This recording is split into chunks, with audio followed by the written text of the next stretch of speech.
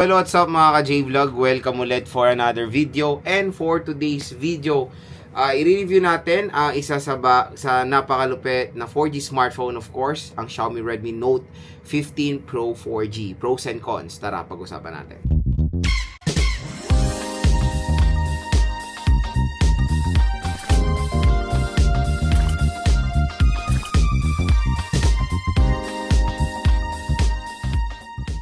Ayun mga ka-J-Vlog, for today's video, pag-uusapan natin ang isa sa top of the line na 4G smartphone na pwede natin ma-purchase today, which is the Xiaomi Redmi Note 15 Pro 4G. So itong smartphone na to is of course na review, unbox, game test na rin natin to, and this time ifo-focus natin yung pros and cons niya.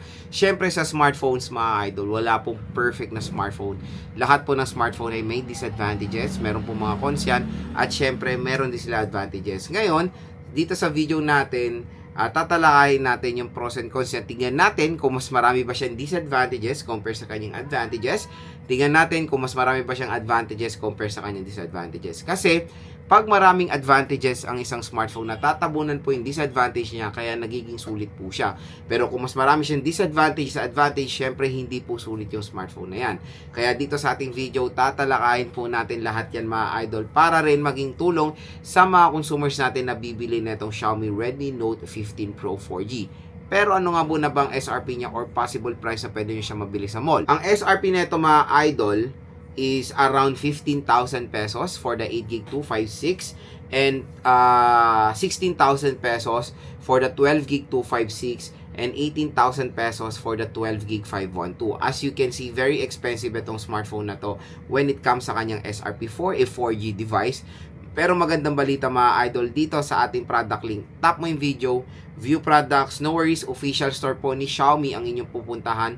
At meron pa kayo kasi makukuha special discount voucher. Biruin mo mga ka-J-Vlog, yung SRP ng top, pinakamura is 15. Pero dito sa online, pwede siya makuha ng 11 to 12,000 pesos or possible 10,000 pesos pa. So, ganyan kamura nyo lang siya mabibili sa online, lalo-lalo na pag tumama kayo sa sale.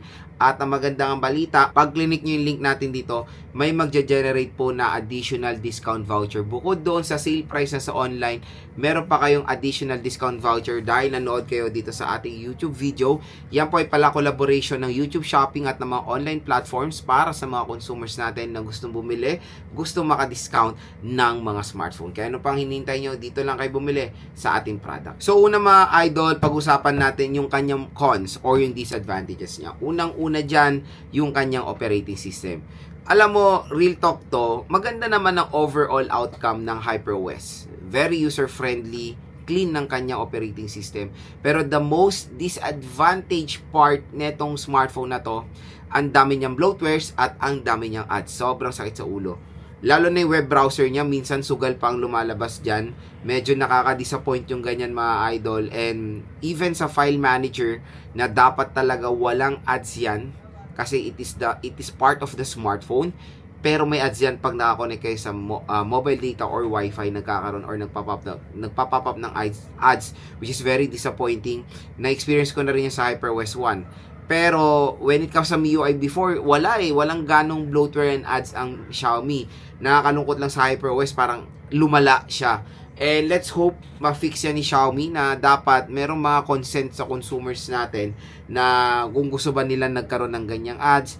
Sa Apple merong ganyan, yung personalized ads ba yon, di ba? Tinatanong muna kung gusto ba or hindi, which is yan dapat naman, di ba mga idol? So I know na off yan. I think off naman yan. Pero trinay ko, minsan nagkakaroon pa rin. Which is very disappointing, especially sa web browser ng Xiaomi. And hopefully ma-fix sila yan. Yun lang naman ang problem natin dyan. Unwanted apps and unwanted mga bloatwares. And sana, ang ganda na operating system. Very clean at super secure naman ng HyperOS. Yun lang talaga humihila sa kanila yung ads nila na dapat talaga matigil yan. Supposed to be wala na. Next mga idol, yung processor.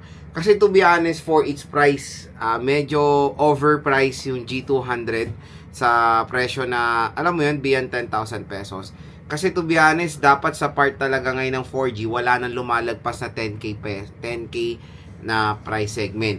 Pero magandang balita kasi, ito kasing Note 15 Pro 4G, minsan nakukuha nyo to ng below SRP naman.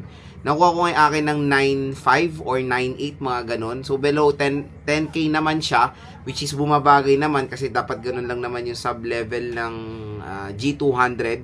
Pero when it comes sa kanyang SRP, syempre it's a big no-no for a G200 Ultra processor, especially 4G. Sa mid-range, hindi na talaga perfect yung 4G sa ganyang presyohan. Usually talaga 5G na po ang mga nakikita natin sa ganitong presyo. Yun lang naman mga idol, yung processor hindi bagay sa kanyang price. Pero medyo okay naman pag nakuha nyo ng sale, especially dito sa ating product link. So, dito nga view products, stop mo yung video, view products, makukuha nyo lang ng bagsak presyo dyan, ang Xiaomi Redmi Note 15 Pro 4G. So, next mga idol, dito naman tayo sa mga advantages niya. So, yun lang naman napansin kong cons dito sa smartphone na to. Proceed tayo sa mga advantages niya. Unang-una dyan, display. Wow, napakaganda ng display nito, hands down. For me, it's a premium display. So, medyo awkward lang na yung Pro is flat and yung non-Pro is curve. Before, di ba, ang premium is curve, yung non-premium is flat. Medyo baliktad na ngayon. Pero hands down sa Xiaomi Redmi Note 15 Pro 4G, napakaganda po ng display. AMOLED display, Full HD+, 1080p resolution. Napakataas ang nits of brightness, 3200 nits of brightness. At syempre, when it comes sa screen size, malaki din. 6.77 inches, 120Hz screen refresh rate pa. So, nung naglaro ko dito, syempre, sobrang na-enjoy ko yung viewing experience ko dito. Napakaganda, very detailed talaga yung graphics na nilalaro ko. Salamat of course sa AMOLED display. Hands down, ito ay kumbaga matutuwa yung mata nyo pag ginamit nyo itong smartphone na to. Next, yung processor. The processor is great naman, especially pag nakuha nyo ng below 10,000 pesos. Yun ulitin ko. Very powerful 4G processor. It can handle several games, especially mga heavy games like Genshin, Wuthering Waves, diba? Depende sa settings. Pero when it comes sa mga ibang games like Mobile Legends, Honor of Kings, paldo kayo dito or kayang-kaya niya naman mga idol nang walang kahirap-hirap. In short, it can handle din naman karamihan ng mga modern games today. Next, sa kanyang RAM at ROM, very generous talaga ang Xiaomi when it comes sa RAM at ROM niya. So, pinakasagaran is 8GB256, which is yan naman na talaga dapat. So, meron tayo dito di ba? I think 8GB256 and 12GB256, di ba? So, na-appreciate talaga natin si Xiaomi na hindi sila kuripot, especially for the RAM at ROM. Compare sa mga ibang brands yan like Samsung, di ba, na sobrang kuripot sa storage and of course sa RAM, lalo na sa ganitong mga presyohan na devices. So, hindi kayo mabibitin in short dito sa smartphone na to, especially for the RAM at ROM. Next, yung kanyang camera. Sa camera mga ka-J-Vlog, ang focus talaga ng Note series, camera performance. So, dito, nag-provide sila ng 200 megapixels. And ang magandang balita, finally useful yung pangalawang camera. So 8 megapixel ultra wide camera, and sad to say it's Full HD+, 1080p resolution lang. Wala siyang any support for 4K. Pero the front facing camera is 32 megapixel. So syempre na camera test rin natin to si Xiaomi Redmi Note 15 Pro 4G. The camera specification nito is great or outstanding naman na mapoprovide na itong camera, especially for its price. Napakalaking tulong din ng AI capability niya sa enhancement ng mga photos na tinitake. Siyempre, malupit din dito yung speakers. Napakalakas ang speaker nito and sound by Dolby Atmos pa. So, bibigyan kayo nito ng premium and excellent listening experience sa isang mobile device. Battery, outstanding. Napakalaki. 6,500 mAh na removable battery with 45 watt fast charging range. So, again, hindi kayo mabibitin dito sa battery performance dahil napakakunat ng battery niya. At ang nakakatuwa doon, the form factor itself, biruin mo, hindi mo ma-feel na 6,500 to.